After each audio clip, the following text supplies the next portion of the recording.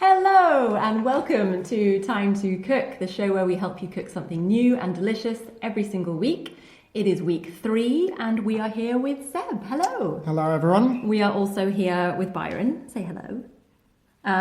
Thanks very much for having us. How are you doing? I'm doing well. How are you? Good. Yeah, very well. It's been a long week, but here we are. You're going to cook me dinner, so couldn't be better. So do you want to tell us what we're going to be making this week? Yeah, so we're going to be making something from possibly my favorite book, Better Than War and Peace. It's a book that I bought at the beginning of the first lockdown. It's called Fresh India by Meera Soda. She's a British Indian chef, and basically these are all vegetarian Indian recipes that use ingredients that are available in a Western supermarket. And I've cooked for many friends of mine dishes from this book, and I think they've all pretty much fallen in love with it as well. Including me, and yeah. I have. I've bought it for many members of my family, but not myself yet, because I just keep coming to you and you keep making me the dishes. So yeah, it's worth. It's probably time to invest. So what dish exactly have you chosen? So this is a pretty simple dish in the book. It's a pumpkin or squash. You can do either one. Black-eyed bean and coconut curry. Yum. And to go along with it, we're actually going to make our own breads. We're going to make some rotis. Amazing. Yeah. So this is a new one for me. You've actually not made this one for me yet, have you? Yeah, I've made you a few things from this book, but this is one that I haven't made for you yet. I think I've made it about 3 times so far. And it's pretty mind-blowing. Mind-blowing, nonetheless. Yeah. I am prepared to have my mind blown. Okay, so can you tell us what we're going to need to make it with you? Yeah, the good thing about this recipe as well is that apart from being mind-blowing, it's also not too involved. It's fairly minimalistic in terms of the ingredients. So of course you need either a pumpkin or a squash. You want a fairly large one, so maybe a kilo or just a bit over. This is about 1.5 kilos actually. I went for squash just because it's easier. It's less hassle to get all the seeds out and all that kind of stuff with the squash. You can use a pumpkin, whatever you want, whatever you find. 1 large onion, yellow or white, doesn't matter. If you have a red one, that's fine as well. We've got a couple of sort of medium tomatoes and, of course, black-eyed beans. So this is, I cooked this myself I made them from dry, but you can just use a 400-gram 14-ounce tin of black-eyed beans is fine. And coconut milk, just a standard tin of coconut milk, and also some garam masala. So for those of you not familiar with this, garam masala is just a spice blend that's very typical in Indian cuisine. There's no specific recipe for garam masala, so it kind of varies from region to region, but generally the spices are also toasted, which makes them really fragrant. You can just buy garam masala ready-made in any supermarket, really. You can also make your own. And one thing that I would recommend if you want to elevate your Indian cooking is to get a spice grinder and to actually start, buying whole spices and making your own spice mixes. Because, garam masala from the supermarket is pretty good, but if you make your own, you'll notice the difference. And is this what makes it mind-blowing? Well, smell it. Oh, yeah. Yeah.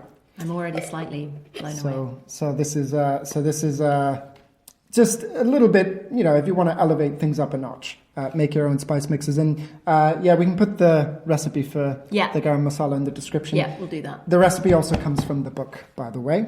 Mustard seeds, not 100% essential, but maybe you can find them, get them.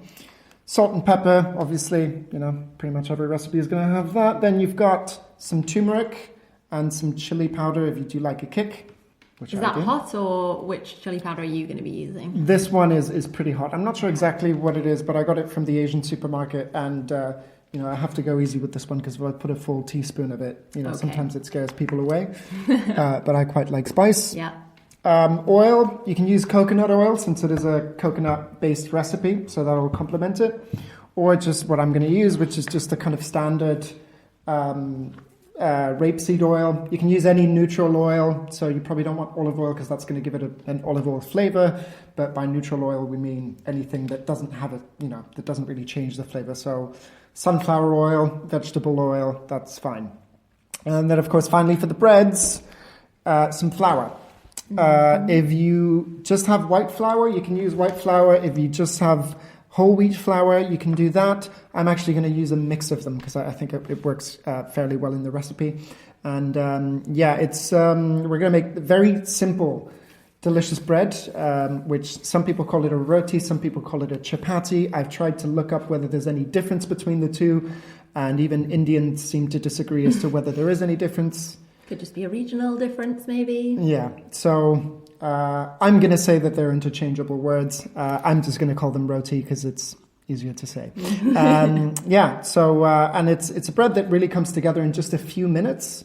And so literally all you need is flour, oil, salt, and water. That's it. Oh, incredible. Yeah. That's really useful to learn how to make, actually. Yeah. So even if it goes really well with curries, but even if if you have some hummus in the fridge and you don't have anything to dip into the hummus, if you've got some flour and some oil and some salt, you can literally make a bread to dip into your hummus in just a few minutes, right? So there's no yeast. You don't need to, it doesn't need to rest for a while or anything. It just all comes together very quickly.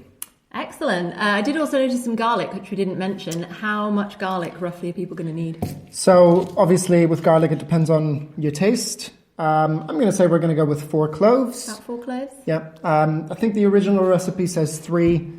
I like garlic, so I'm going to go with 4. You can do more if you really, really like garlic. I think you can there's do less never if you want too much to. garlic, frankly. I agree. Chuck it all in. Yeah. Excellent. Well, I'm very excited to learn how to make it and to eat it. You'll have a couple of days now to go and get all the ingredients. Equipment-wise, there's nothing really special that this calls for, so we'll just put a list of everything you'll need in the video description below. And we'll see you on Wednesday for the cook-along. See you then. Bye-bye. Bye.